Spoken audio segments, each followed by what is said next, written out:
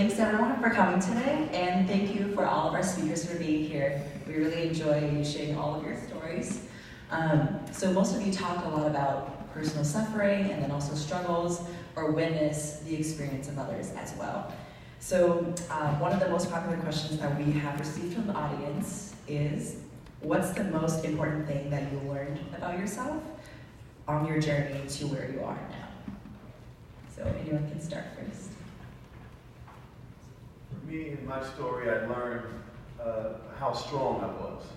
And I think that oftentimes we don't know how strong we are until we endure a situation.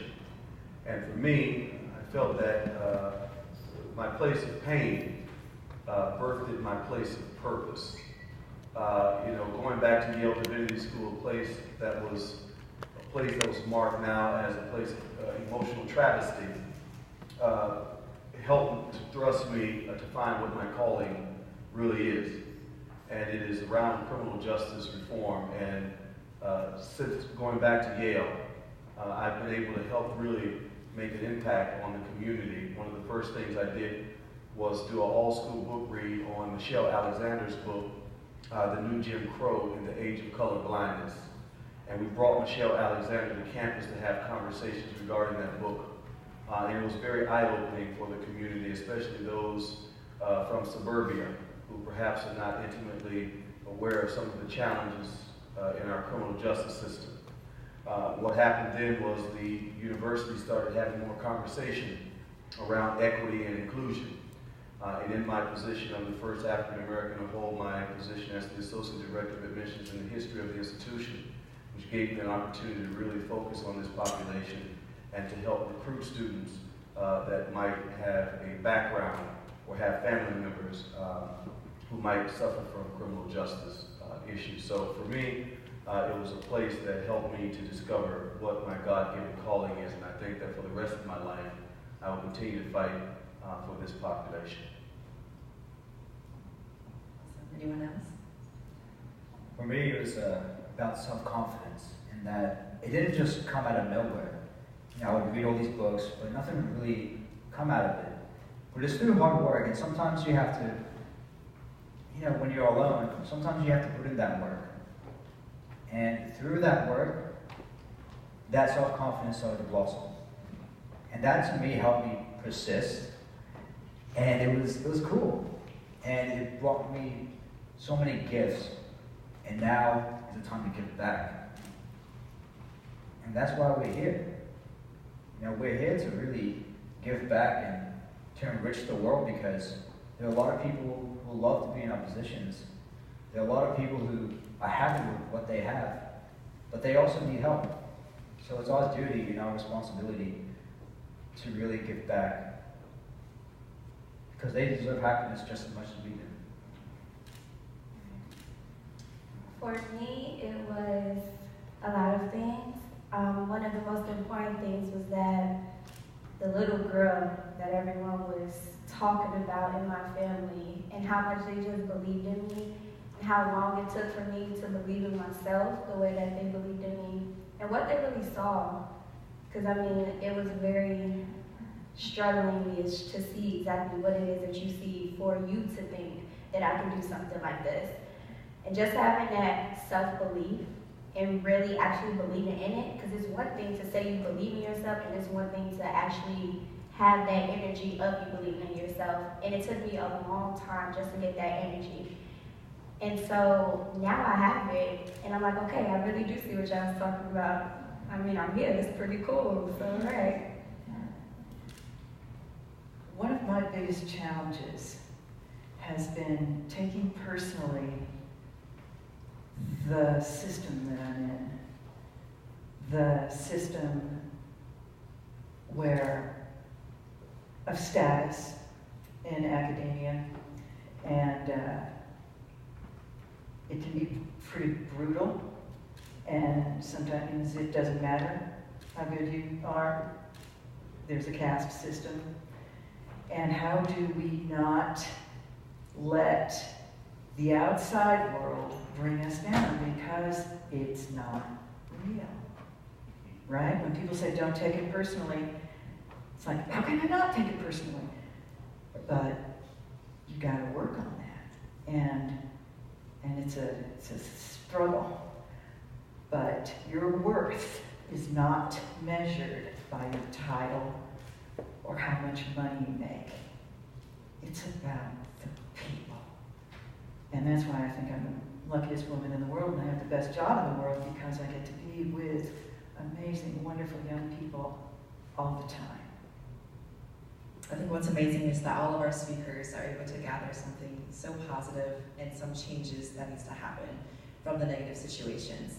So following that thought, we have some more specific questions towards each of you from our audience. So first, Dr. Gaston, one of the audience asks, what are the actions that people of privilege can take to run towards ending mass incarceration? That's a really great question. When we look at our criminal justice system, you notice that it is overwhelmingly populated with black and brown bodies. And there are more folks under supervision now than in 1860. It means we have a really growing problem with incarceration in our country. And I think for those folks who are passionate about social justice, one of the things that we have to look to is the racialized caste system that we have in America, and that's where most of this stems from. And I think that America, in a lot of ways, has been weak-willed in talking about the issues of race, which is one of the reasons we find ourselves grappling with mass incarceration today. One of the things I think is engaging with communities of people that have this background and getting to know them intimately. More than just spending time in a soup kitchen, but really getting to the nitty-gritty of the systemic issues and using your privilege to speak out against the system of injustice that many of these folks face. So for example, I pastor a church in Bridgeport, Connecticut, which has an overwhelming population of people returning in the community. And a couple of issues that they face, which I think speaks to the larger issues that most folks who are formerly incarcerated face, is that they can't find employment when they get out. They can't find housing. Many of them can't return back to live with their family because many of them have been in prison for 30 years and most of their family members are no longer around and probably dead. So then they're left on the street to sort of fend for themselves. And then there's this umbrella supervision that oftentimes it makes it very easy for them to go back into the system to recidivate. So I think that we need to start with the essentials of addressing the housing crisis and issues so that folks returning home will have somewhere to live. And the second thing, really working on getting them some education and some training so they can get a job to be able to provide for themselves and for their family. And then the supervision piece, I think it's a humanitarian thing. I think we have a heart problem in our country. And we have to do a better job of really being more compassionate to other human beings, because all of us have made a mistake. All of us have broken the law, just we haven't gotten caught. And so some of these people really need your support and help. And so I think being compassionate and then using your voice as an instrument to articulate their injustices so that they might experience justice. Awesome. Thank you, Dr. Gaston. So Ariana, our audience is curious to know, you talked a lot about your stories and how you are inspired from other people's stories. So we're wondering, how would you continue to use your story to overcome fear in the future? I will look at the loaded question.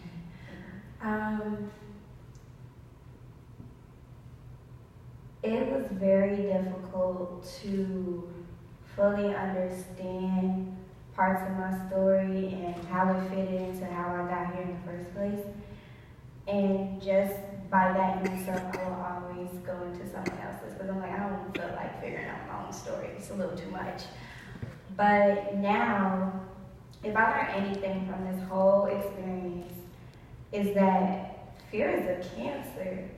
It really is, and it gets you. And it gets you to the point where you feel as if you can't keep going forward. And because of my story and the pressure that I felt, it really just ate me alive to the point where I was scared to do this 3 nights ago. I almost got to quit. But if I would say how can my story help overcome fear, from everything that I mentioned earlier, I just kept going. And although I didn't know how I was going to get from point A to point B, I just kept going despite the fear that I had. And I feel like there are instances where we just need to do that, whether it doesn't seem clear where you're going, or you're trying to make sense of what's going on, or like I said, you're trying to understand what this downward spiral is that you may be going through. Keep pushing, and do not let fear win, because the moment it does, then you're going to regret it. Whether that's at the moment or later on, it's going to always come back for you. And I told myself, we're not going to let fear do that this time. Awesome, thank you, Ariana. So Matthew, you talked a lot about the importance of connecting with others to help you overcome your own challenges and fear. So nowadays, people use social media to connect with others. So what do you think is the role of social media in aiding or abetting depression? I think especially with social media, it's important to use it as a tool of communication. And as a person like for me and other of my friends, at times when you look at other people having a good time, you could be like, oh man, like look at that, they're having like the time of their life, and I'm over here like in my bed watching Netflix, like this is too much, man. But at the same time, don't have that approach. Like don't worry about what other people are doing.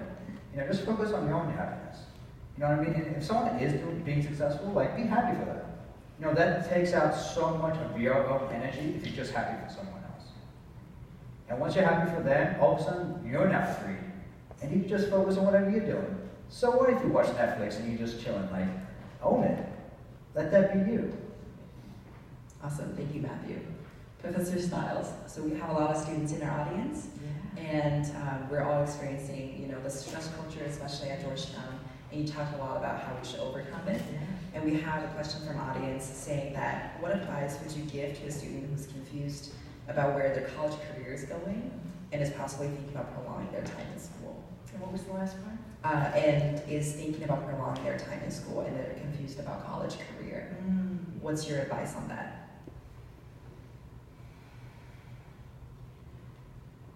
My advice is to focus on what you're doing now. Maybe take Elizabeth's advice from earlier. Think about what you were like when you were 7 or a child. What did you like to do? If you are neglecting one element of your soul, art or music or literature, you're at a deficit. And so we need to feed that. Work that into your schedule. I would say don't knock yourself out on multiple majors. It's not going to make a difference. Hate to break it to you. And, you know, I changed disciplines so many times, from Spanish language, Spanish literature, political science, law, international relations, government, and now sociology, okay? I don't even have a degree in sociology. So I couldn't have predicted it. I say go with the flow. If you're taking care of yourself, it's gonna be okay. And you're spinning your wheels and not using your energy best when you're worried. You are loved. You'll be okay. Realize that, right? Like they say in the airplanes, you know, put your oxygen mask on first and take care of yourself. And then you've got longevity. And you don't know all those fantastic people you're going to meet, all the new friends who are out there, the experiences you're going to have, the game-changing things. So just calm down. It's going to be fun. Thank you, Professor Stiles. So based on this year's theme, Persist and Resist, all of our speakers touched their stories upon how do you keep going, being persistent, but also resisting to change the society. So one of the questions that I want to ask all of you is, what are the most critical changes that we must make to face the future effectively? I say we need to get some sleep. You know? Because everything's better after you've had some sleep. And if you haven't had sleep, everything's awful, right? Yes. And when you think about all of the decision makers who brag about how little sleep they got, they're making decisions, and those decisions are taking us into bad places. I think people need to take care of themselves and not do so much. People need to take care of themselves. We'd all be a lot better off. I would say, and it's tough for me to say this because when I was a child I made so many excuses, but don't make excuses. You know? like really, this isn't just put in the work and you'll be amazed at what you can accomplish. The reason why I don't make excuses anymore is because that paralyzed me and it limited my potential. And the thing is, all of you have so much potential. But once you stop making excuses, you will realize, wow, I did this, I was able to, you could really, the world is your oyster, as cliche as that is. And you do whatever, literally whatever you want to do. Just put in that work, and don't worry about excuses, because that's just a waste of time. We have a very limited time here on this earth, so make the most of every second. A lot of my story touched on pressure. And I realized a lot of times that comes from me thinking ahead. I don't know if that's just the Capricorn in me, the millennial in me. I always think ahead, like I'm counting down college, 203 days left, right? And so I would say take a day at a time. Take it a day at a time. Whatever that may mean for you. For me, that was literally just be in the moment. I have a very hard time with just being in the moment with any and everything I do. And that in itself shows so much when you're just present in what you're doing, because you're present with how you're feeling. And when you're not, you start to do your little coping mechanisms, and then you're wondering, okay, how do I really fix the root issue? And if you're present in the moment and you're taking it a day at a time, I feel like that will really help you in the long run. Well, I'll echo much of what has already been said. But what I think is we live in such a consumerized culture now where you look on Facebook and you see people living their best lives. I don't know whether or not that's true, but sometimes people put on Facebook that they're living their best life, and I'm not sure how much I believe that. However, I think it adds a lot of pressure to you. And I think that people are consistently comparing themselves, to other people, that I'm not doing enough or I'm doing too much. And I think that, it's important to really dial into yourself. When we're born with a birth certificate. When we die, we have a death certificate, but what really matters is what you do in the dash. So that means we need to really find out what our purpose is. And that means spending some time with ourselves and unplugging from the internet and Twitter, Facebook. I mean, I'm at the end of the millennial culture, but I know it. And Snapchat. And, get some rest, get some sleep, go on a retreat, and just really journal about how you're feeling.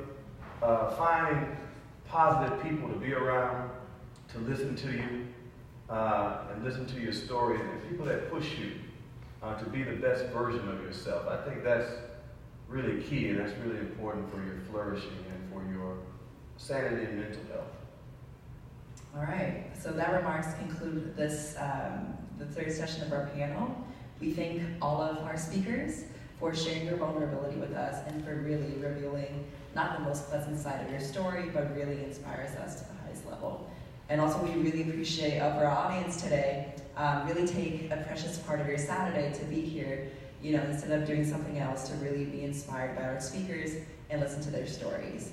And then thanks for all of you who submitted their questions, for your insights, and we really appreciate that. With that, we wish you have a wonderful rest of your Saturday, and thank you for all of you.